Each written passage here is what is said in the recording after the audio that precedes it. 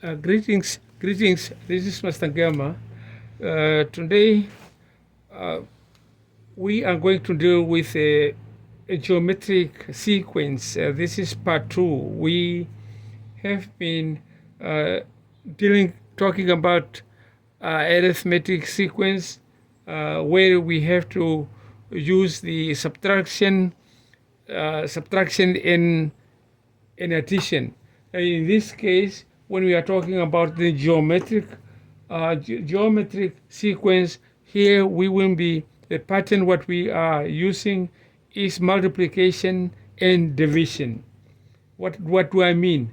Now, if you take a look at these numbers, we are having 3 from 3 to 6. We are going to multiply by 2, and from 6 to 12 again we are going to multiply by 2. Now this pattern, what we are having here, this is what we call it a common ratio. In arithmetics we call it a common difference. There are two totally different things. Okay, so now what we are having here is a list of numbers, and all this list of numbers what we are having here, if you add them, they are going to give you a total of 189. Okay, now we are going to apply the formula and see whether we are going to have the same answer. Okay, now let's dive in. So find the partial sum of 6. Now this means from 8 a sub 1 to a sub 6. Now this means from 3 to 96. So we have to add all those two numbers, and again, as I said, they have to give you this answer. By using the formulas, we are going to have s sub n, which is equal to 3 parentheses 1 minus n to the power of 6 close parentheses, and down here we have n 1 minus 2. So you don't have to worry too much about that, but again, now here it will be a little bit more clear. So because we are going to substitute numbers now, for n is 6. Okay, we are going to substitute 6, which is equal to 3.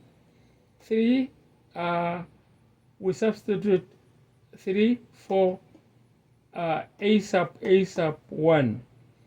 Again, parentheses 1 minus 64. Where did we get 64? When we this 6 to the power of 2, that numbers mean that we have to multiply 2 6 times. 2 times 2 times 2 times 2 times 2 6 times, and that will give you 64, and that's why we are having 64 right here. Now that one is part of the formula, so we have to subtract. If we subtract 1 from 61, we are going to get 63, negative 63. Okay, so here we are, since now here we subtracted 1 from negative 1, and again we are having only negative 1 down here.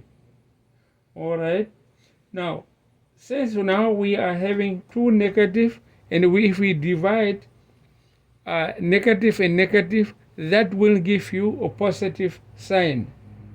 Now finally we have to multiply 3 times 63, and that will give you 189. So you can confirm this by adding all those numbers again from 3 to 96, and they will end up give you the same answer. Thank you very much. and have a good one. Bye for now.